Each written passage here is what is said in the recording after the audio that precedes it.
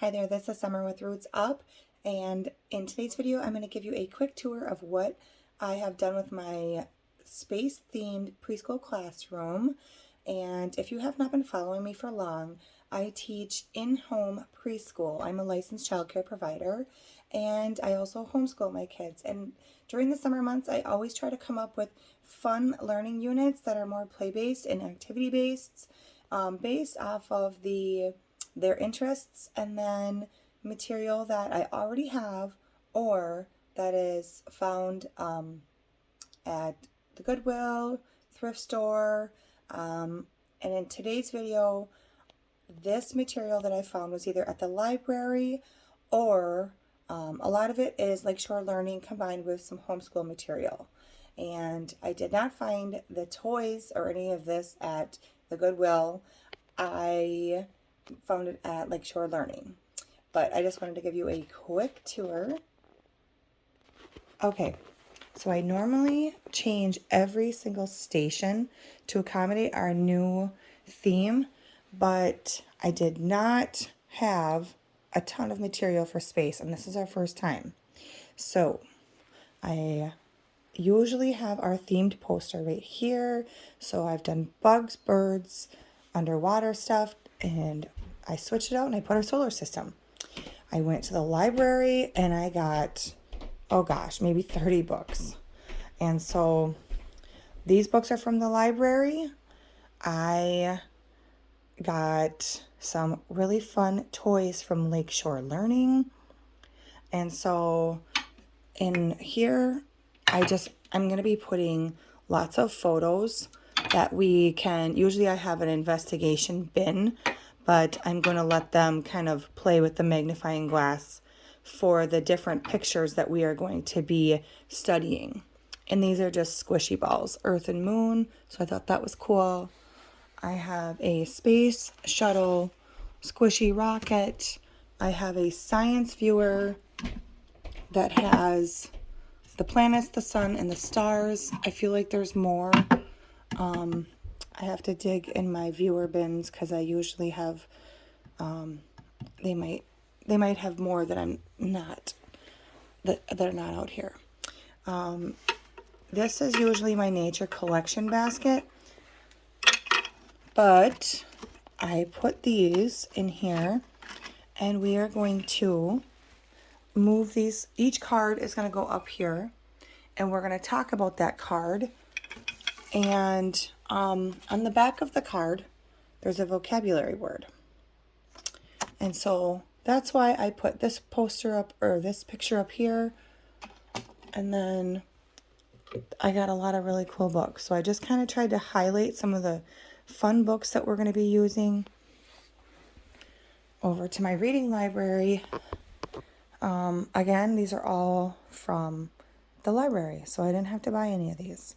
So I tried to get lots that kind of featured the moon, from the astronaut's perspective, just of the solar system, talking about Pluto, the dwarf planet. And there are so many nice picture books that are really, I mean, my 3-year-old has been loving a lot of these picture books. So I also made sure to get some on each planet. And one thing that's important to me is always making sure that I get lifelike photos when I'm trying to teach them about, say, the planets. So I wanted to make sure that I had a variety, some fun, some picture books, but also some realistic ones. I have a 7 and 10-year-old who thought they would like to read this one. And this I scored. This is an actual poem about space. So each page highlights space, but then it's a poem. So here are the facts, and this is the poem.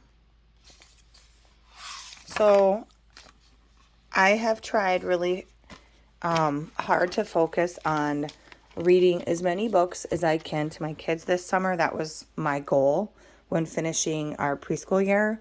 is that we were going to spend the majority of our day outside, but I wanted to read as many books as they would allow for their little time space in their brains. So we wanted to just make sure that we are reading plenty during the summer, even though it's playtime. Over here on one of my other shelves, I just set up a few books that I thought they'd like to look at.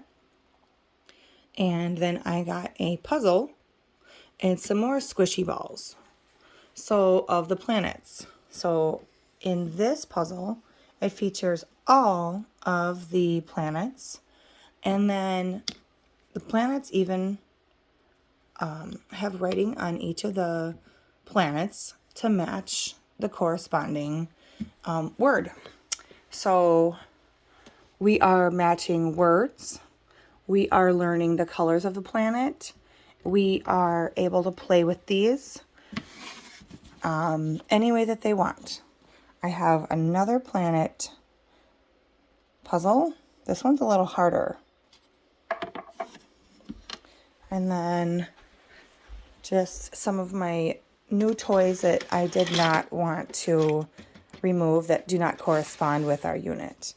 I thought the light bright was cool, and we could maybe try to make a constellation with our light bright. And then these do not correspond with our theme. But I wanted to kind of show you some of the activities that we're going to be doing. So I found this book at Aldi's last year. So I have been saving it for this whole theme. This came from the library. I don't know if we're going to be able to get to a lot of crafts, but I'm going to try to do a couple. This is the Lakeshore Learning theme box. And so it comes with a lot of this material that you see. And in this theme box, they give you activities to do with your students. So I'm going to look at some of these activities. Additional books, cooking, math.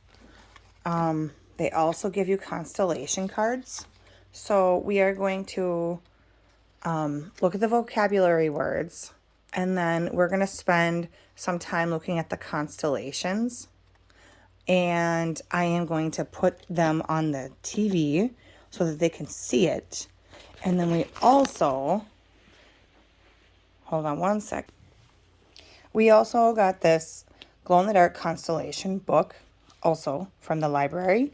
And so when we are learning about a constellation, we are going to find it in this book.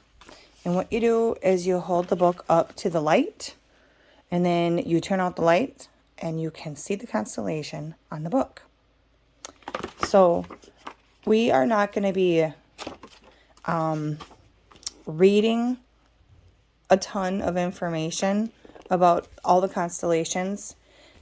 We are just going to give the kids a taste of what outer space is like. So my goal was just to get a ton of books, some toys, some activities, and some of my older kids have some of these DK Eyewitness books. I might read a couple blips out of here, but I planned on using some of these books to read a little bit and then let the kids put a sticker on, because this has really cool glow-in-the-dark stickers. And then some of my older kids, meaning like kindergarten age, I have this awesome science program, and it's called Adventures in Creation, Level 1, which is really suitable for about a kindergartner to grade 2. And in this science course, they talk about all things science.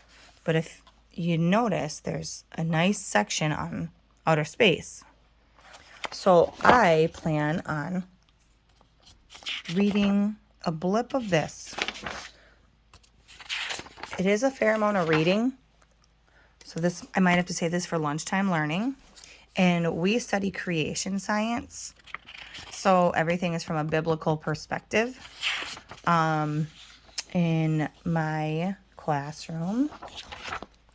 And this has activities. This has memory work. This has coloring sheets. It has copy work. So we have lots of different ways to learn about space. And my goal was just to give them, like I said, a taste of what outer space is like. We have a couple smaller books that I'm going to be using at the lunch table. And thank you so much for watching. If you have any questions, be sure to leave a comment in the section and I will be sure to respond as quickly as I can. Thanks.